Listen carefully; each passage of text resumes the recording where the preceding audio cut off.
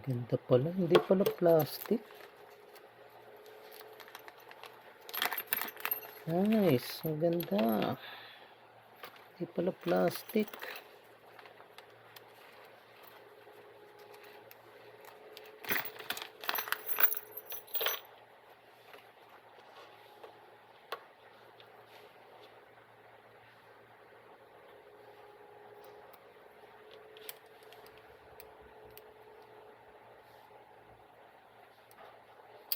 Ooh.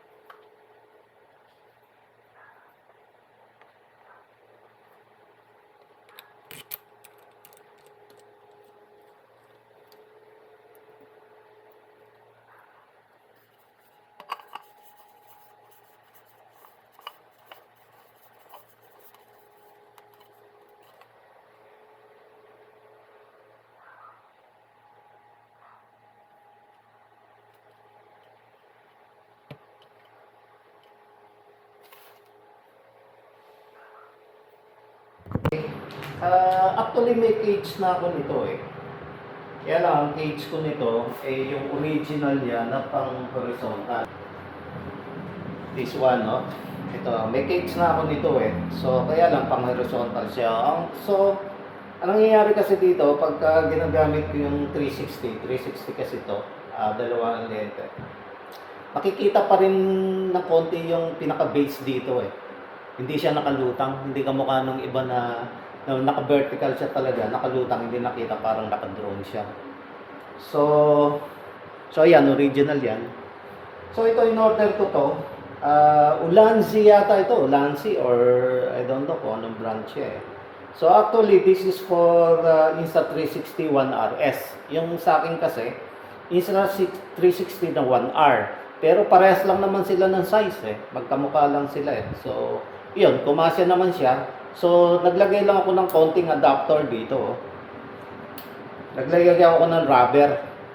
Puti nga lang nilagay ko, maghahanap ako ng black. Yan, no? So, actually, medyo mahigpit naman na siya. Kahit doon sa ano niya. Kaya lang, medyo gumagalaw siya. Pero okay naman. Okay naman na ano niya. Kaya lang, gusto ko kasi ano eh, ayun, no? Medyo no, kasi baka mamaya mapwersa mahulog siya. So, mag-a-add ako ng rubber dito. Dito, manipis lang. Para pag ginanong ko, nakalak na siya. Ang kagandahan nito, quick release siya. Ito, pag pinindot mo siya, marirelease mo na yung Insta360. Ngayon, pagbalik niya, ibabalik mo, ganun lang siya.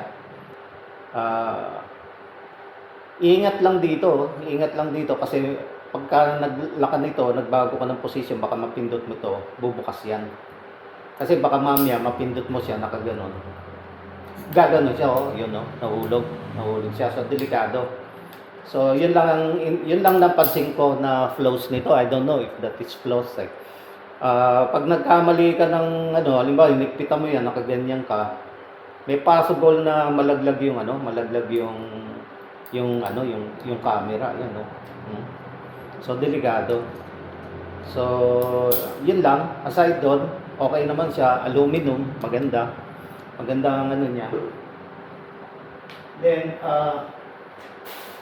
Dito ko 'to ginagamit sa aking long na ano na monopod. Yan o. Yan, para maganda siya. So ito na-extend ko to, dalawang parts ito. Dalawang part, I mean, na carbon fiber lahat ito. Okay. Nilagyan ko pa siya ng extension,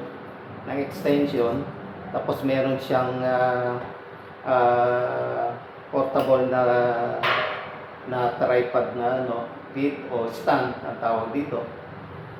So, para may stand mo siya. So, ganyan siya kahaba. I think this is more than 6 feet na. More than 6 feet na ito. So, bali ayan siya. Ayan siya. Ganyan siya kataas. So, hopefully nakikita nyo kung gaano siya kataas ngayon. Yan. Yan ang suspend niya. Yan. Hanggang dun siya. More than 6 feet na to eh. Baka 6'5" na yan eh. 6'5" na height niya eh.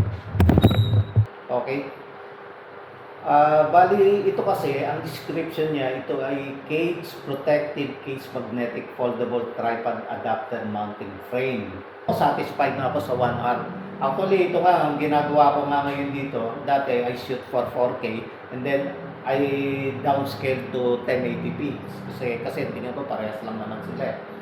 Or I shoot mostly in 1080p. Hindi pa ako nag-shoot ng mga 4K. 1080p, even my drone. Okay, sinasabi dito na ang kanyang highlights ay form-fitting design specifically for the Insta360 ONE RS. Ayun, 4K boost lens edition. Okay. Boost yung lens niya, siguro yun. 4K boost lens edition. Yun ang kanyang ano. Siguro yung pagkakaiba niya sa 1R. May 4K din naman na recording ang 1R. So I think there's no much difference between the two. Actually in order ko to na meron siyang adapter para doon sa screw para sa ano. Pero actually yung mismong pwede mo siyang screw.